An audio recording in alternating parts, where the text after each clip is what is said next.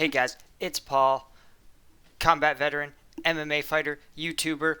We're going to be checking out Escape from Tarkov Raid Episode 2. But before we get started, please be sure to hit the like button down below. Tells the YouTube algorithm that I am making quality content. Alright, let's get started.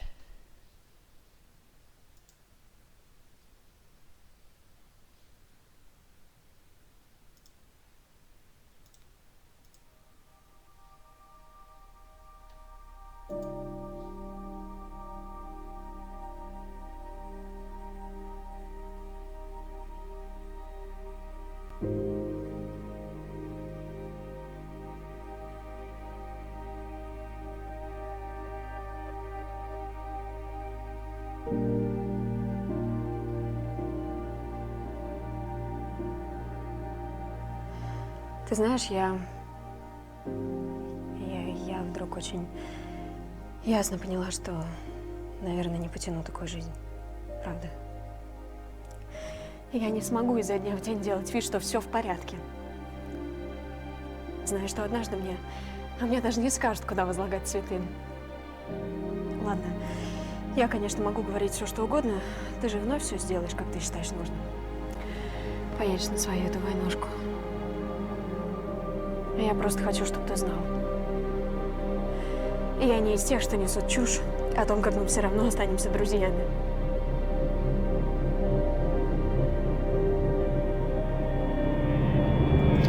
Yeah, man, that's real as fuck. Can I say that on here? Yeah, dude.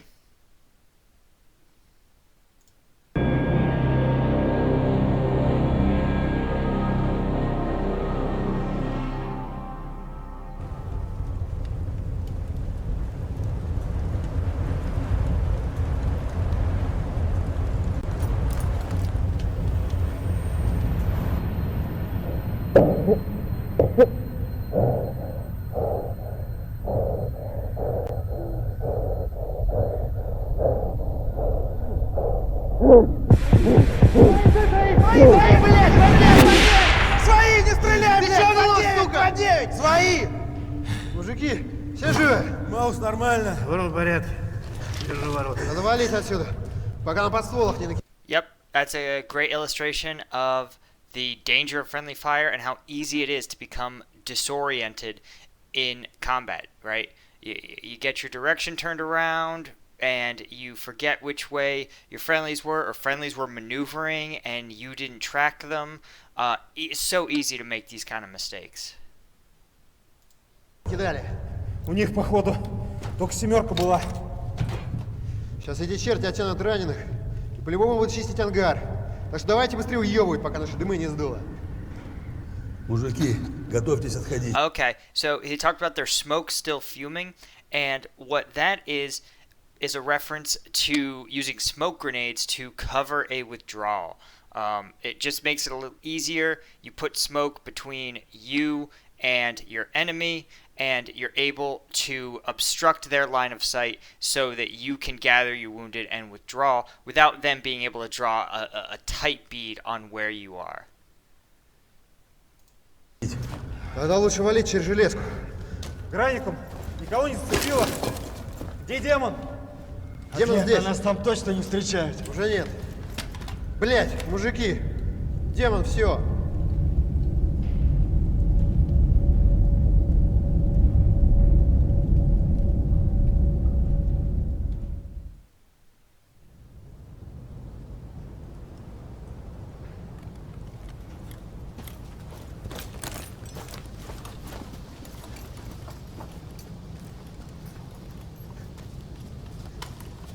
Мы с Борлом держим дальний угол. Пока все чисто. Там только сильно не разгоняйтесь.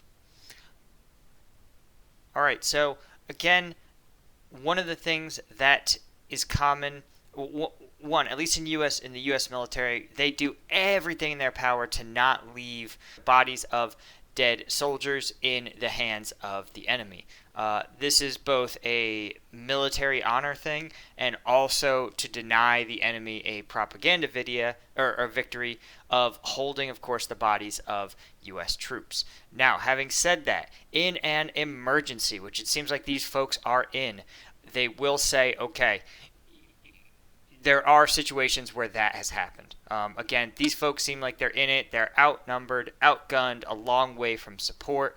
So maybe they elected to move quickly and leave their buddy's body. However, one of the things that they absolutely should do is try to take as much of his sensitive gear as possible.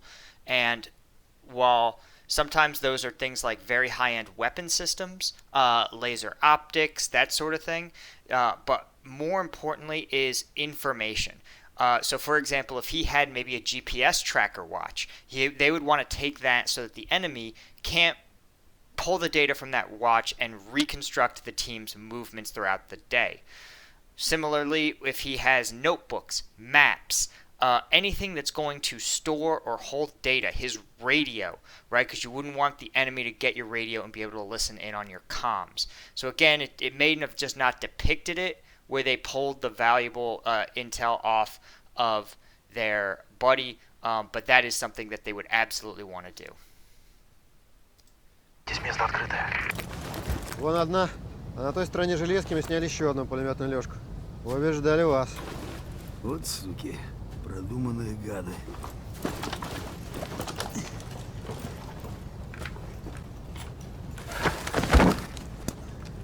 Походу, Скиф оказался прав. И если б не фарт, нас бы расхуярили pt2 расчета. Наш фарт обеспечили вон борс с атлетом. Хорош гнобить Скифа, А блин. ты считаешь, что проебать вылет группы на задачу? Да хуя доблесть, да? А меня там не было. А вот когда по нам в ангаре из РПГ захуячили, я был. И если б не Скиф, то я бы сейчас нес 104-й. Вперед. Атлет, так что там у нас по группе Скифа? Да вообще никаких следов. Мы все обыскали. Результат хуй. Да, херово. Нужно проверить еще пару резервных точек. Мои пацаны не могли просто так исчезнуть. Конечно, не могли. Мы их найдем. Уходим.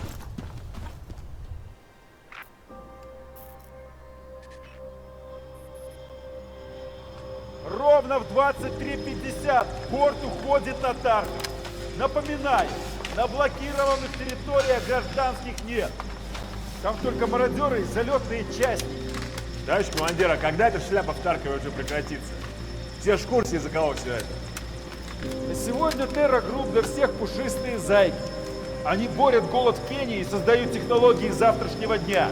Тогда почему наши не могут просто обнародовать результаты расследований?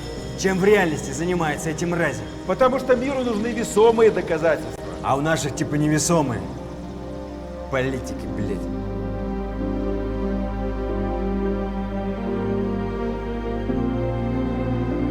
Проблемы дома должны оставаться дома. Да, я знаю.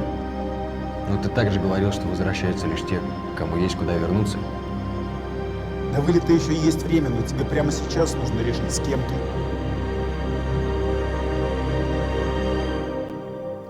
Hey, that was a pretty good detail there. You notice they had pallets and pallets of clean water. That indicates, of course, that if there is water purification, if there was water purification happening at Tarkov, it's not happening anymore.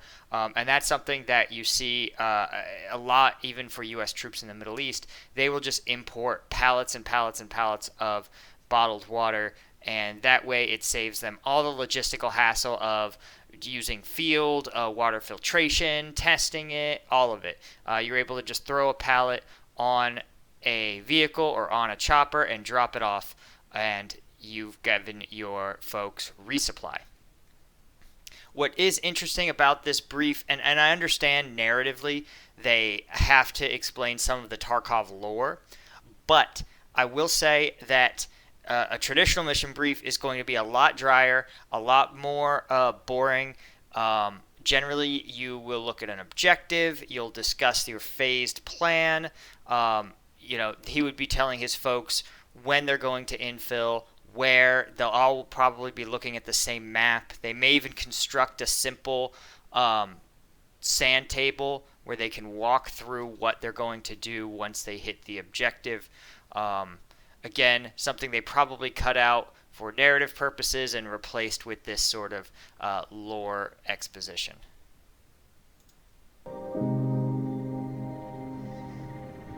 Да что тут вообще решать? Yeah, and you would never do one of your team members get to decide like hours before you SP, SP being a start point, a euphemism for setting off. Yeah, you would never give them the chance to thumbs up, thumbs down on a mission, especially if it's a small team mission. Everybody's got a role. Yeah, that's a little late in the game to be making those kind of personnel decisions. That said, it sometimes happens, but usually there's a good reason. It's something like, if he had like a GI bug and was throwing up every 2 hours, then obviously they would pull him from the roster and replace him with someone else. But just sort of an emotional decision, again, probably narrative building, not something that would really happen that close to game time.